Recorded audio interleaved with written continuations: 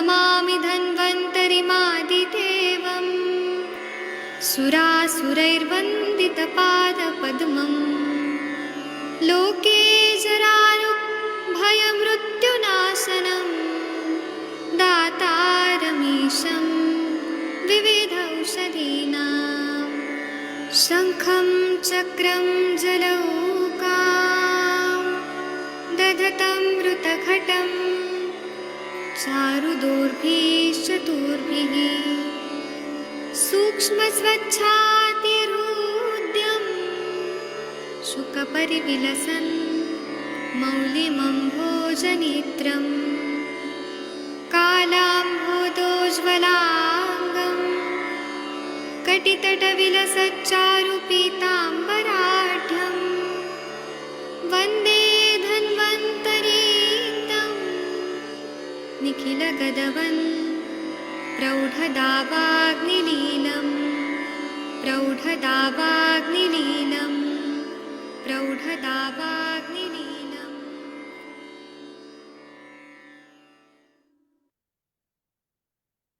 प्रणाम सभी लोगों को। मैं वैद्य अरविंद पाठक आप सभी लोग का स्वागत करता हूं। सभी लोगों को कोटि कोटि प्रणाम करता हूं। अभी सभी लोग ज्वाइन हो जाएंगे। आप सबके सब भारत के सर्वश्रेष्ठ चिकित्सक लोग हैं।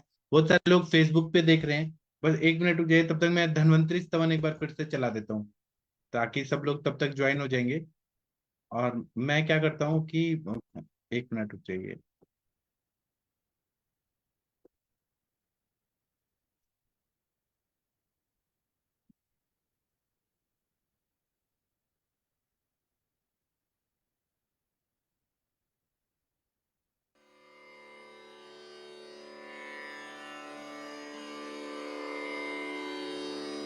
ॐ नमामि धन्वन्तरिमादिदेवम् सुरासुरैर्वन्दितपादपद्मम् लोके जरारुभयमृत्युनाशनं दातारमीशं विविधौषधीनां शङ्खं चक्रं जलौकां दधतं मृतघटं चारुदोर्भिश्चतुर्भिः सूक्ष्मस्वच्छातिहृद्यं शुकपरिविलसन् मौलिमम्भोजनेत्रम् कालाम्भोदोज्ज्वलाङ्गं कटितटविलसच्चारुपीताम्बराढ्यं वन्दे धन्वन्तरीतं निखिलगदवन् प्रौढदावाग्निलीलं प्रौढदावाग्निलीलं प्रौढदावाग्निलीलम्।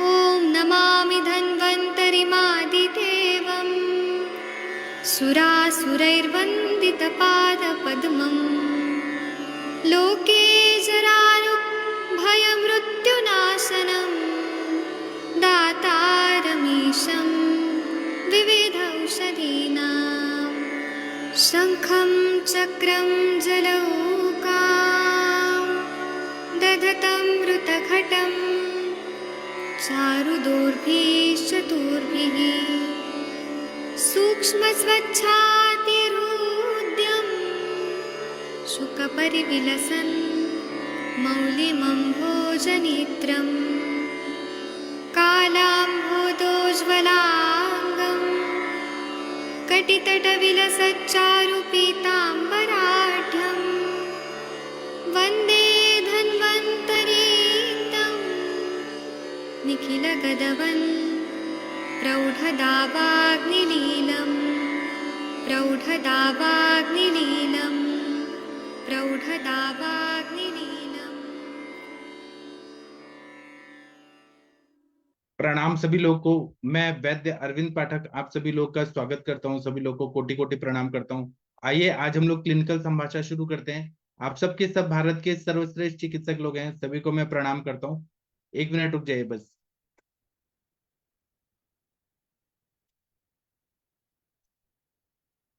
मैं अभी 1 मिनट यहाँ पे लेके आता हूँ।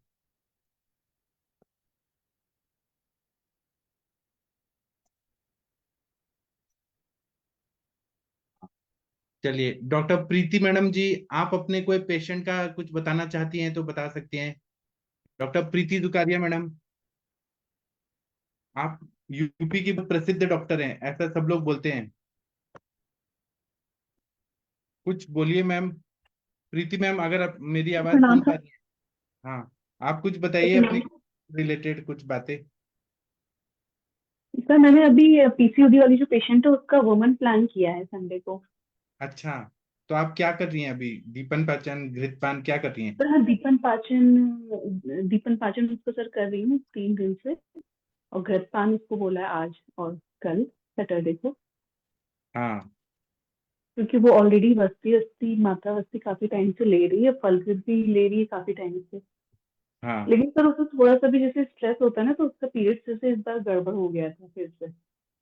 तो मतलब 15 दिन लेट स्त्रोतोरोध आया। तो है, आप ट्रीटमेंट अच्छा दे रहे हैं, लेकिन स्त्रोतोरोध तो ठीक करना है, तो आपको ये करना ही पड़ेगा ना।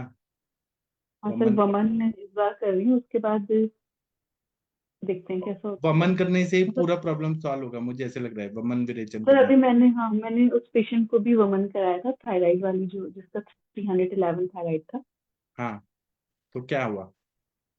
तो सर अभी तो मतलब उसे काफी हल्का फील हो रहा था। जैसे पहले उसको क्या होता था ना, बिल्कुल भी स्वेटिंग नहीं होती थी सर।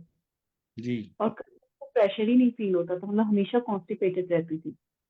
हाँ। तो अब सिम्टोमेटिक तो रिलीफ है उसे बहुत ज्यादा, मतलब कहती 100 में से 90% रिलीफ है अभी। लेकिन अच्छा। रिपोर्ट्स क्या आती हैं पता नहीं, अब रिपोर्ट मतलब लगभग 3 मंथ हो जाएंगे। हाँ। तो टेस्ट कराती हूँ उसका रिपीट, हाँ। फिर देखते हैं। सर एक मेरी पेशेंट है, 80+ ईयर की है। तो उनके पैरों में नमनेस हो रही है। और इससे पहले उन्होंने हाँ। काफी कुछ वैसा ट्रीटमेंट लिया है। हम्म। एलोपैथ का ट्रीटमेंट लिया है, घुटनों में भी दर्द था तो उसका भी लिया है, नमनेस का भी लिया है। हाँ। साइनोकोवलामिन के इंजेक्शन भी लगवाए, लेकिन उनको रिलीफ नहीं हो रहा है। हाँ। तो मेरे पास आई थी, तो अभी तो मैंने उन्हें 3 दिन के लिए दीपन पाचन दिया है। उसके बाद मैं सोच रही थी सर उनको मैं बला अश्वगंधादी तेल की मात्रा वस्ती स्टार्ट करूँ। हाँ, कर दीजिए। और सर और क्या मेडिसिन इसमें दे सकते हैं नमनेस के लिए? नमनेस अगर है तो बात का है। सुप्ति, सुप्ति मतलब बात। तो आप बात शामक, महायुवराज गुल, त्रयोदशांगुल, महावाद विध्वंसक रस, वाद गजांकुश रस, समीर गज केसरी रस, ये दे सकते हैं। या स्वर्णकाल में बृहत्वाद चिंतामणि, त्रैलोक्य चिंतामणि। बृहत्वाद चिंतामणि से बहुत अच्छा होता है। नमनेस है तो वहां पे अशुद्ध रक्त थोड़ा निकाल देंगी तो स्त्रोतोरोध जन्य संप्राप्ति ठीक होगा। दूसरा, वहां पे बस्ती दे देंगी तो फायदा होगा। अग्निकर्म करेंगी तो सेंसेशन आ जाता है। तो मात्रा वस्ती तो प्लान कर रही हूँ मैं उसकी हाँ। बला अश्वगंधादी तेल, क्योंकि उनकी घुटनों में भी दर्द है। हाँ, तो उसी तो से हो अभी जाएगा। उनको तैयार तो कर रही हूँ कि मतलब अभी तो दीपन पाचन दिया है फिलहाल 5 दिन के हाँ। लिए। हाँ। फिर उसके बाद देखते हैं क्या कहते हैं। हाँ। हाँ। तो अभी तो अब और बहुत ज्यादा पेशेंट है नहीं। हाँ। ठीक है सर। हाँ। प्रणाम। प्रणाम। और आप ऐसे ही तरक्की करते रहिए मैम। प्रीति मैम बहुत अच्छा कर रही हैं, प्राउड ऑफ यू। आप कर रही हैं आयुर्वेद, इसलिए तो वहां पे लोगों को पता चल रहा है कि आयुर्वेद है, इतना अच्छा रिजल्ट है। करिए आप सर बहुत। लेकिन आयुर्वेद में ये है ना कि सर यहाँ पे बहुत लोग आयुर्वेद ट्रीटमेंट लेने में इंटरेस्टेड नहीं रहते हैं, क्योंकि वही है सबको इंस्टेंट रिलीफ चाहिए। तो दीपन पाचन आप भी ऐसा जैसे देना पड़ता आप है कर कि रही हैं, आप कर रही मेडिसिन हैं, के लोगों साथ को वो रिलीफ की चाहिए। अपेक्षा होती है। हम भी तो कर रहे हैं, हमारे पेशेंट को भी इच्छा ऐसे अपेक्षा होती है। हमारे जब मदगनी सर के पेशेंट को भी अपेक्षा होती है कि सर चमत्कार कर दीजिए, साईं बाबा बन जाइए, लेकिन ऐसे तो होता ही नहीं है। ऐसा नहीं जैसे होता जी। आपके लोग हैं, वैसे हमारे पास भी पेशेंट ऐसे ही आते हैं। लेकिन हमें बता के करना पड़ता है कि मिनिमम 4 महीना, मैक्सिमम 1.5 साल लगता है। आयुर्वेद में टाइम लगता है, लेकिन जड़ से निकलता है। ऐसे बोल के फिर समझा के बताइए। लोग क्या करते हैं वो इम्पोर्टेंट नहीं है, आप क्या कर रही हैं वो इम्पोर्टेंट है। लोग तो ऐसे ही हैं, वो बोलेंगे कि आप जल्दी ठीक करिए, जल्दी ठीक करिए। लोगों के पास विश्वास और धैर्य की कमी है। लेकिन आपको अपना साइंस का मालूम होना चाहिए कि हमारा संप्राप्ति भंग करने में टाइम लगता है। जिसको पसंद आता है वो करेगा, नहीं पसंद आए छोड़ दीजिए। जबरदस्ती थोड़ी ना है। हाँ सर ये तो। उंगली को जबरदस्ती खींच के थोड़ी ना लंबा कर सकते हैं। उंगली जितना है उतना ही रहेगा ना, वैसे ही चिकित्सा में भी जितना टाइम लगना है लगेगा ही। जी सर, ठीक है सर, थैंक यू। बहुत अच्छा ma'am, thank you, proud of you. चलिए, और डॉक्टर प्रियंका पांडे मैडम जी, आप कुछ बोलना चाहती हैं? हमारे साथ जितनी भी लड़कियां हैं, मतलब लेडी डॉक्टर्स हैं, कितनी इंटेलिजेंट है सब। तनिका मैडम कितनी इंटेलिजेंट है, शशि मैडम कितना इंटेलिजेंट है, वीना मैडम कितना है। तनिका मैडम, आप कोई केस बताना चाहती हैं, बता सकती हैं। अगर नहीं बताना है तो अब मैं बोलता हूँ, वो सुनिए। तनिका मैम बोलिए, आप बोल रही है ना कुछ, बोलिए बोलिए। जी सर। सर वो जो पेन वाली पेशेंट नहीं थी जो मैंने हाँ बता रही थी, बहुत एक्सट्रीम पेन होती है, हाँ तो उसको सर 10 से 20% रिलीफ है। हाँ सो वो कहती कि इस बार मुझे पेन तो हुआ, लेकिन मैंने उसको बोला था कि तू ट्राई कर, पेन किलर मत खाई। तो कहती कि मैंने अवॉइड किया, जहाँ मैं 3 खाती थी इस बार मुझे सिर्फ 1 की जरूरत पड़ी है। तो हाँ अच्छा है सर, मैं अभी मुझे लग रहा है कि उसको आएगा अच्छा। अभी मैंने बस्ती बोला ही नहीं उसको, बस्ती बोला था मतलब करी नहीं उसकी। तो अगर मैं हाँ बस्ती करूंगी तो अच्छे से और रिस्पॉन्स आ जाएगा। हाँ तो दशमूल मैंने उसको 80 ml तक दिया हुआ है। सो 40 ml मॉर्निंग और 40 ml इवनिंग में। हाँ तो 80 ml तक दे सकते हैं ना सर? हाँ, दे दीजिए जितना जी। उनको सहन होता है। हाँ वो पी रही है आराम से, उसको हो रहा है, डाइजेस्ट हो रहा हाँ है। जी सर। ठीक है, सर आप एक करिए। एक हाँ जी हाँ सर, एक ना पेशेंट है मेरा, वो क्रोनिक किडनी डिसीज वाला पेशेंट है। सर वो हाँ चल रहा है, लेकिन जैसे उसकी जो क्रेटिनिन लेवल है वो ऐसे ही 4.5 4 इतना ही रह रही है, मतलब 6 7 महीने से इतना ही उसकी मेडिसिन के साथ उसका इतना ही चल रहा है, मतलब स्टेबल चल रहा है। हाँ बट ना वो पेशेंट का क्या है सर कि ना उसकी टंग बिल्कुल ही आमज है, वो ठीक हाँ। ही नहीं हो रही है, उसकी टंग वाइट ही है। मैं उसको वस्ती देना चाह रही थी, क्षीर वस्ती। नहीं तो तो आप देख, ये करिए ना, आप उनका साम ग्रहणी है ना, साम युक्त ग्रहणी है, आप उनको पंचकोल त्रिकटु देने से नहीं होगा क्या? त्रिकटु मैंने सर उसको कम से कम 6 महीने चलाया है। तो आप आम पाचक वटी मैं दे देता हूँ, वो दे दीजिए। और डायबिटिक नहीं है ना वो? नहीं नहीं सर, डायबिटिक नहीं है तो वो। आप पुनर्नवारिष्ट, पुनर्नवासा द्राक्षासा द्राक्षारिष्ट ज्यादा मात्रा में 1 1 लीटर पिलाइए, देखिए क्या अग्नि बढ़ता है। शाम तक, दिन में? दिन भर में उनको 1 लीटर, उससे अच्छा। क्या, पुनर्नवारिष्ट से यूरिनेशन अच्छे से होगा। और सर उसके यूरिन में प्रोटीन बहुत हाई आ रहा है। वो एक एल्बुमिन काढ़ा है ना हमारे सर के फॉर्मूला बुक में, वो वाला हाँ दीजिए। जी। अच्छा ठीक है सर। एल्बुमिन काढ़ा दीजिए, उससे ठीक हो जाएगा। और पुनर्नवा आसन मैंने उसको पुनर्नवा मंडूर दे रखा है। फिर हाँ एक पुनर्नवा अष्टक कवात भी आता है, मैंने उसको ये भी दे रखा था। हाँ और ये चेंज कर करके दिया था। और पर मैंने उसकी डोजेस वही वही 30 30 ml दी थी, फिर मैं इसको थोड़ा बढ़ा देती हूँ। ठीक है। हाँ। और ये द्राक्षा आसन भी स्टार्ट करती हूँ। ठीक है सर। हम्म। ठीक है सर, आप थैंक दीजिए, यू। और अग्नि बढ़ाने के लिए तो लवण भास्कर चूर्ण दिन में 3 बार दीजिए, 1 1 चम्मच, उससे बहुत अच्छा अग्नि बढ़ता है। तो सर वो दे सकते हैं हम लोग ना? हाँ, उससे क्या प्रॉब्लम, लवण भास्कर चूर्ण से क्या है प्रॉब्लम? अच्छा, मुझे लगा वो हाई सोडियम हो तो उसका बीपी वगैरह ना वो। सोडियम, सोडियम देख रही है कि दीपन पाचन देख रही है? दीपन पाचन नहीं करेंगे सर? तो आप सोडियम कैल्शियम मैग्नीशियम ये मत सोचिए, लवण भास्कर चूर्ण से ऐसा कभी नहीं होता है। वो आम पे अच्छा करता है, और एलोपैथी और ये मिक्स मत करे, खिचड़ी मत बनाइए उसको। सर, मेरे साथ हमेशा ऐसा ही होता है, तो मैं ठीक है, मैं हमेशा ट्राई करूंगी सर। जी सर, मैं देती हूँ सर उसको, ठीक है। हाँ, अभी क्या है, जी मुझे भी सामता हो गई थी कुछ वजह से, मुझे भी ऐसे भूख नहीं लग रही थी। तो मैंने 1 1 लीटर ये पिया, वास्कासव, ऐसे पिया। तो मुझे इतना अग्नि प्रदीप्त हो गया, इतना मजा आ रहा है। फिर से मेरा कुछ दिन बाद फिर से हो गया, क्योंकि मैं वो गुजरात में इतना टेंशन वाला काम था ना, एग्जाम ड्यूटी वगैरह, उसकी वजह से अग्निमंद हो रहा था। वहां पे जाओ, एग्जाम लेने जाओ तो इतना खिला देते थे, जबरदस्ती अध्यशन हो रहा था जबरदस्ती। तो मैंने फिर वहां पे वास्कासव लिया, सांडू का। वहां पे तो ऐसे नहीं मिलेगा घर वाला, तो वहां से पिया 1 1 लीटर, अग्नि प्रदीप्त हो गया बहुत। तो आशा वरिष्ठ का सच में मैंने खुद अनुभव किया, बहुत अच्छा फायदा होता है।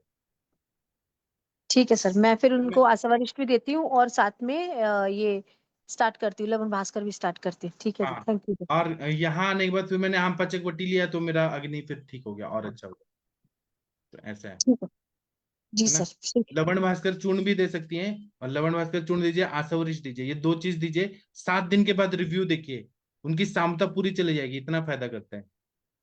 तो सर 1 लीटर अगर मैं दिन का दे रही हूँ तो मतलब किस डिवाइडेड डोज में दूं उसको, कैसे आप डिवाइड करूँ? 100 ml 200 ml जितना वो पी सके एक बार में अच्छा ठीक है जी। पानी पी लें। उससे क्या होगा, ज्यादा से ज्यादा क्या होगा, एक विरेचन होगा और ज्यादा से ज्यादा यूरिनेशन होगा। और क्या होगा, विरेचन होगा तो अच्छी बात है ना, सामता निकलेगी मल से, है ना। और दूसरा बात है, जितना वो पानी निकलेगा उतना उनका क्रेटिनिन और यूरिया कम होगा। बाकी आप और क्या कर सकते हैं, नीरिक एफटी आता है एमिल कंपनी का, वो दे सकती हैं।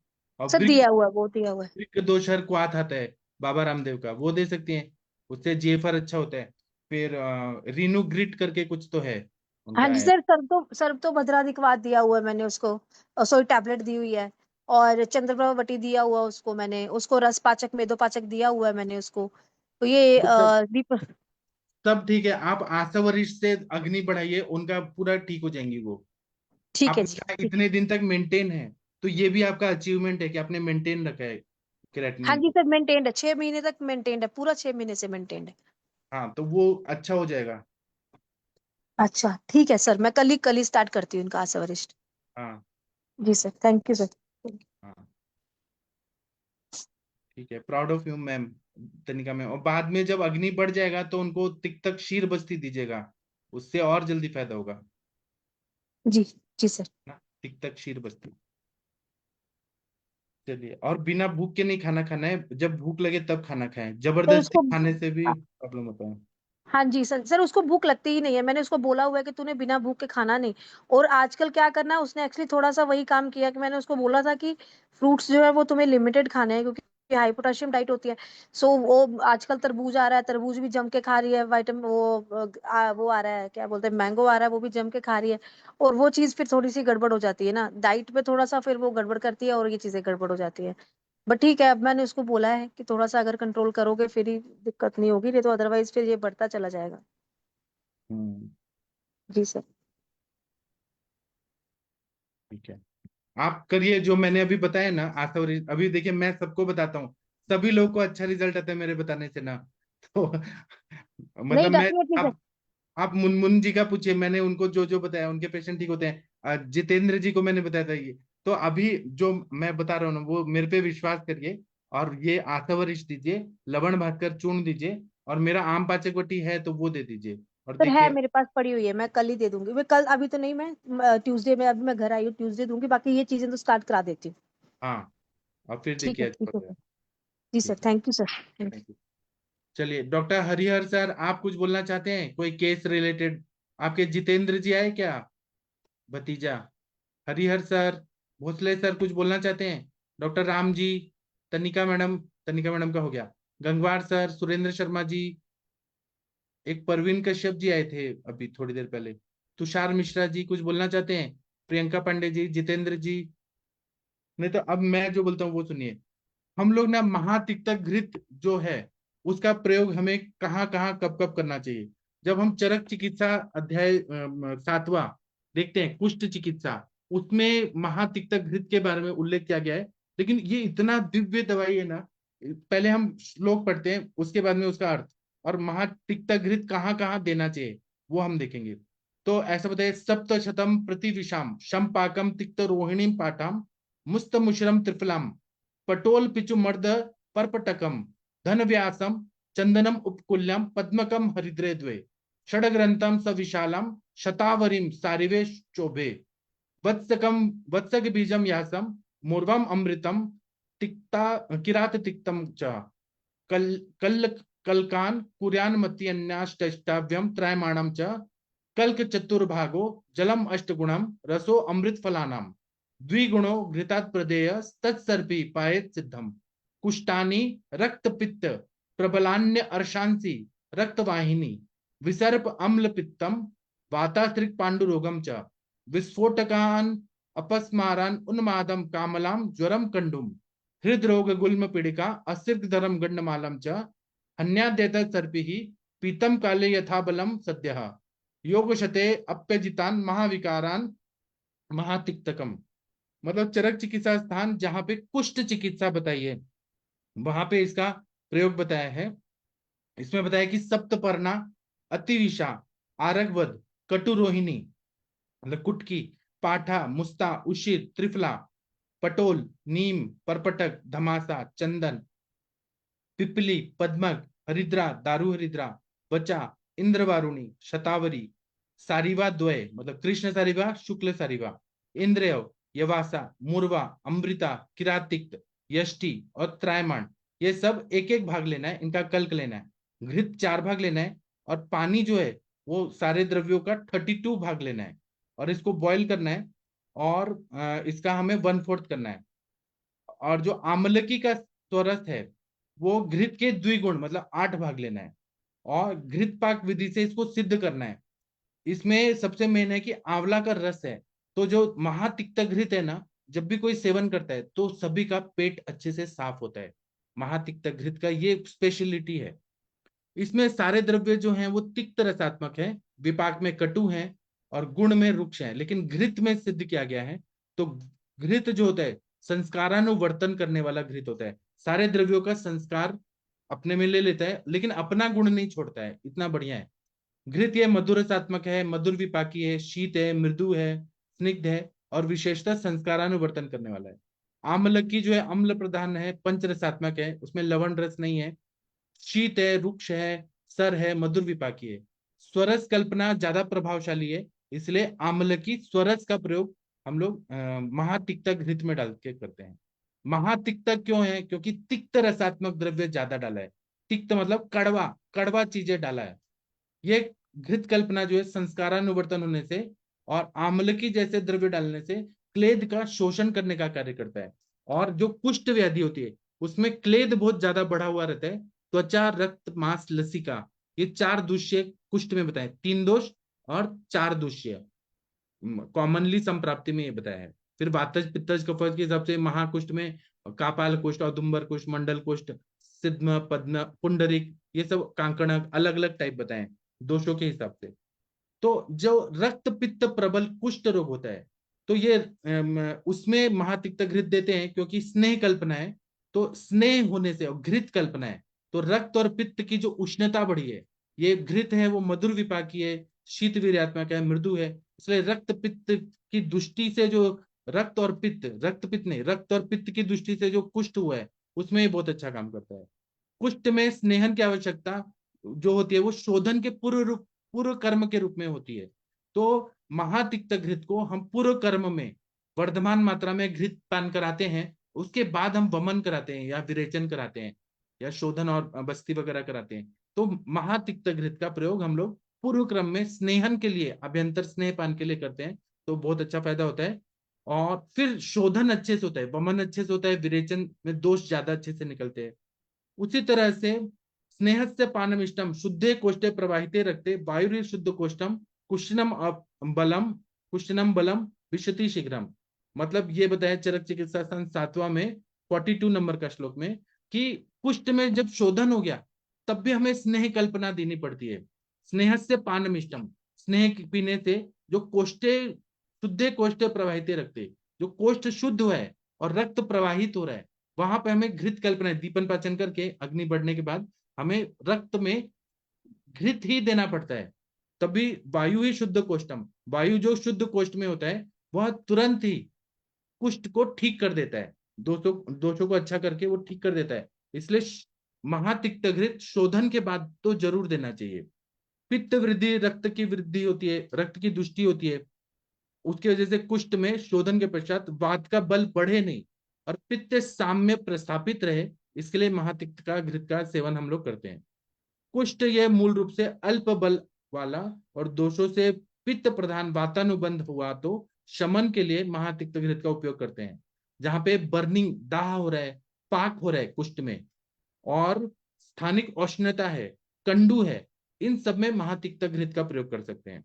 कुष्ठ मतलब सारे स्किन डिसऑर्डर्स, हर तरह के, उनका नाम दे पाए या ना दे पाए, हर तरह के स्किन के प्रॉब्लम में मेरी एक जूनियर थी, वो अभी एमडी कर लिए द्रव्य इसमें काय चिकित्सा में, उसके पूरे चेहरा पे इतने पिंपल्स आते थे, पूरा इतना ज्यादा पिंपल्स आता था, और वो इतनी सारी दवाइयां लेती थी, एलोपैथी, आयुर्वेदिक, ठीक ही नहीं हो रहा था। तो वो मेरे से एक बार बोली कि आप कुछ दे दीजिए ना। मैंने कहा एक ही दवाई आप लीजिए और कुछ मत लीजिए। मैंने कहा महातिक्त घृत खाइए आप, और उसको एक्जिमा भी होता था पूरे बॉडी में कहीं पर भी, क्योंकि हॉस्टल का खाना विरुद्ध होता ही होता है।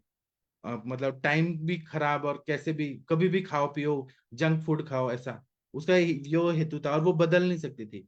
तो मैंने महातिक्तघृत उसको कहा कि आपको 3 साल खाना पड़ेगा, आपका बीमारी ठीक हो गया तब भी आप खाइए, और बीच बीच में आपको टाइम मिले तो विरेचन ले लीजिए। और उसने सच में ये फॉलो किया, केवल सिंगल एक महातिक्तघृत से, और बीच बीच में विरेचन किया, पूरा स्किन अच्छा हो गया, और पिंपल्स का एक भी दाग नहीं है उसको, और 3 साल उसने कंटिन्यू खाया महातिक्ता घृत। और स्नेह कल्पनाएं तो रुक्षता भी नहीं बढ़ती है, और तिक्त रस से वायु का भी प्रकोप नहीं होता, बैलेंस कर देता है घृत कल्पनाएं तो ये सच में 3 साल। फिर उसका जब एमडी में एडमिशन हो गया, तो उसका चेहरा इतना गौर वर्ण का हो गया, मतलब एकदम गोरी सी एकदम हो गई, और सच में फायदा होता है, जो मुझे अनुभव है वो मैंने आपको बताया। इसी तरह से हर तरह के कुष्ठ में दोष शमन होने के बाद इसका प्रयोग करते हैं, और अपुनर्भत्व के लिए, अपुनर्भवत्व के लिए, मतलब वो फिर से रिकरेंस ना हो, उसके लिए महातिक्तघृत का प्रयोग करने से बहुत अच्छा फायदा होता है। बहुत सारे पेशेंट हमारे पास आते हैं ना, स्किन का प्रॉब्लम रहता है, खुजाते रहते हैं, इतनी सारी दवाइयां खाते हैं, शोधन करते हैं, उसके बाद भी प्रॉब्लम आती है, एक्जिमा रहता है, मतलब परेशान रहते हैं सालों साल तक। उनको हमें महातिक्तक, क्योंकि ये खुद ही महातिक्तक में तिक्त रसात्मक द्रव्य खुद ही दीपन पाचन करने वाले हैं। जहां जरूरत है शोधन की शोधन करें, लेकिन ये खुद ही इतना बढ़िया दवाई है, एक सिंगल ड्रग महातिक्तघृत से सारे स्किन प्रॉब्लम ठीक हो जाते हैं। और जब चरक संहिता में आप्त वचन बोला है, तो हमें विचार करके देना चाहिए कि आप्त जो होते हैं वो रज और तम से मुक्त होते हैं, और कभी भी ये दवाई फेल नहीं होती है, वो फायदा है तो है, इसीलिए लिखा है चरक संहिता में। इसी तरह से जो स्त्रावी अर्श होता है, जो पित्त प्रधान लोगों के शरीर में पित्त प्रकोपक आहार विहार के वजह से स्त्रावी अर्श होता है, ब्लीडिंग पाइल्स होता है, और वात और कफ का अनुबंध भी होता है, उसमें महातिक्तघृत का प्रयोग करते हैं, तो मल जो होता है वो सॉफ्ट हो जाता है। नहीं तो नॉर्मली स्त्रावी अर्श वाले पेशेंट, ब्लीडिंग पाइल्स वाले पेशेंट का जो मल होता है गाढ़ा गाढ़ा होता है, पत्थर जैसा काले रंग का होता है, और वो छिल जाता है, कट जाता है। तो यहाँ पे हमें रक्त का संग्रहण कार्य करना जरूरी है, ब्लीडिंग को रोकना जरूरी है। इसीलिए घृत जो है वो सबसे अच्छा रक्त संग्रहण करता है, कोष्ठ को मृदु करता है, दीपन पाचन भी करता है, और ब्लीडिंग को रोक देता है। बाकी अब स्त्रावी अर्श के लिए और भी दवाई दे सकते हैं, लेकिन घृत जो है वो रक्त पे भी काम करता है, पित्त पे भी काम करता है, और अग्नि को भी बढ़ाता है, इसलिए स्त्रावी अर्श में इसका बहुत अच्छा प्रयोग होता है। अर्श का जो वो है जो मस्सा है, उसको ठीक करने के लिए तो हमें और दवाइयां सूरन वगैरह देना पड़ेगा, लेकिन ये ब्लीडिंग को रोक देता है, अग्नि को बढ़ाता है, कोष्ठ की मृदु कर देता है, इसलिए इसका प्रयोग होता है। इस तरह से विसर्प व्याधि है, विसर्प व्याधि में शुरुआत में नहीं देना है घृत कल्पना, क्योंकि उष्ण और स्निग्ध का ज्यादा सेवन होता है, इसलिए जैसे तेल वगैरह खाएंगे तो विसर्प होता है, हर्पिस जो होता है, मॉडर्न साइंस उसको वायरल इन्फेक्शन बोलते हैं, स्किन में आता है। वहां पर भी त्वचा रक्त मांसलेशिका की दृष्टि होती है, लेकिन पित्त और रक्त की दृष्टि ज्यादा होती है। तो ऐसे में वमन विरेचन, और खासकर विरेचन और रक्त मोक्षण करने के बाद रुक्षण चिकित्सा बोला है, और उसके बाद, क्योंकि शुरुआत में क्या बोला है, आदो स्नेहनम न हितम मतम, चरक संहिता चिकित्सा स्थान 21 में 46 नंबर के श्लोक में स्पष्ट रूप से चरक ने बोला है कि आदो स्नेहनम न हितम मतम, मतलब आदि में शुरुआत में स्नेहन बिल्कुल नहीं करना है, नहीं तो विसर्प और फैल जाएगा। स्निग्ध चीजें नहीं देनी है, उष्ण चीजें नहीं देनी है, शोधन होने के बाद देना है। और फिर क्या बोला है चरक संहिता में 21 चैप्टर में 47 नंबर का श्लोक, उसी श्लोक के बाद जब पहले बोला आदो स्नेहनम न हितम मतम, उसके बाद में 47 नेक्स्ट श्लोक में क्या बोल रहे हैं, वातोल बणे तिक्त घृतम पैत्तिके च प्रशस्यते लघु दोषे महादोषे पैत्तिके स्याद विरेचनम निरामणे निरामे श्लेष्मणि क्षीणे वात पित्तोत्तरे हितम घृतम तिक्तम महातिक्तम श्रितम वा त्रायमाण्या। मतलब वातोल बण अगर है विसर्प, तो उसमें तिक्त घृत दें, पैथिक में भी वो बहुत अच्छा काम करता है। लघु दोष है, महादोष है, तो विरेचन देने के बाद इसका प्रयोग करें तो बहुत अच्छा फायदा होता है। और जब निरामावस्था आती है और वात और पित्त क्षीण हो गया है, नहीं श्लेष्मा क्षीण हो गया है, वात पित्त वाला जो विसर्प है, तो घृतम तिक्तम महातिक्तम, तिक्त घृत या महातिक्त दें, या त्रयमाणा सिद्ध घृत दें, तो यह विसर्प में सबसे रामबाण दवाई है शोधन होने के बाद। चलिए मैं और बोलूंगा, लेकिन मैं पहले आप